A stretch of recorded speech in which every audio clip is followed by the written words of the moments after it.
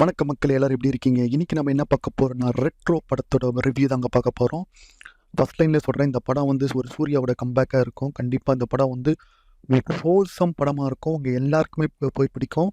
So அது மட்டும் இல்லைங்க, கார்த்திக் சுப்புராஜ் வந்து என்ன சொல்றது, சூர்யா வந்து நிறைய பெரிய பெரிய கேரக்டர் பண்ணியிருக்காரு. ஒரு காக்க காக்க, பிதா மகன் அந்த மாதிரி லிஸ்ட்டில் வந்து இந்த படமும் கண்டிப்பாக சேரும். அவ்வளோ அருமையான ஒரு கேரக்டரைசேஷன். உங்களுக்கு எல்லாருக்குமே தெரியும், இந்த படம் வந்து பேருக்கு ஏற்ற மாதிரி 80s அந்த டைமில் நடக்கக்கூடிய படம். ஸோ அதில் வந்து அப்படியே அந்த என்ன சொல்கிறது, அந்த ப்ராப்பர்ட்டியிலேருந்து அந்த இறால் இருக்குது. அவர் சின்ன சின்ன மேனரிசம் கூட பார்த்தீங்கன்னா, அந்த இறால் என்ன பண்ணுவாங்களோ அதை அப்படியே காமிச்சிருக்காரு. சூப்பராக இருக்குது. டீட்டெயிலிங் வந்து அவ்வளோ சூப்பராக இருக்குது. சினிமாட்டோகிராஃபி வந்து அவ்வளோ ஃபேண்டாஸ்டிக்காக இருக்குது. அது மட்டும் இல்லை, சனாவோட மியூசிக் வேறு லெவலில் இருக்குது. அதுவும் த ஒன் அந்த பாட்டு வந்து சாங் ஆஃப் த டெக்கேன்னே சொல்லுவேன் நான். அவ்வளோ அருமையான சாங்கு. பட் உங்கள் எல்லாருக்கும் பிடிச்ச சாங் வந்து கனிமா. அந்த பாட்டு வந்து தேட்டரில் வரும்போது எல்லாரும் அப்படியே எதிர்த்து அப்படி டான்ஸ் ஆடுறாங்க.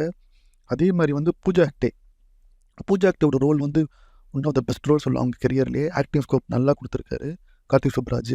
ஹீரோயினுக்கு வந்து ஒரு பயங்கரமான வெயிட்டேஜ் படத்தில். ஸோ சூப்பராக இருக்குது. அவங்களோட அந்த லவ் ரிலேஷன்ஷிப் வந்து அவ்வளோ சூப்பராக இருக்குது. அந்த லவ்லேருந்து தான் மற்ற விஷயங்கள் நடக்கும்.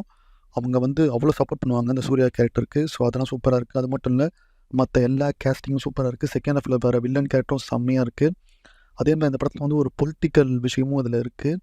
அதாவது எப்படி சொல்கிறது, அது ஒரு சர்வாதிகாரம் வந்து இருந்தால் வந்து எப்படி ஒரு மக்கள்லாம் அழிவாங்க, அது அந்த மாதிரி காமிச்சிருப்பாரு.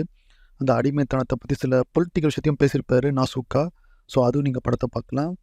அதே மாதிரி வந்து இந்த படத்தில் வந்து நான் சொன்ன மாதிரி வந்து ஒரு புதுவிதமான ஸ்க்ரீன் பிளே எல்லாம் சொல்லியிருக்காரு. சும்மா ஒரு காம்ப்ரமைஸ் இல்லாமல் நார்மல் கமர்ஷியலாக சும்மா வந்து வெயிட்லாம் அந்த படத்தில் வந்து அவ்வளோ ஸ்டண்ட்டு வந்து இந்த படத்தில் வந்து அவ்வளோ சூப்பராக எடுத்திருக்காங்க.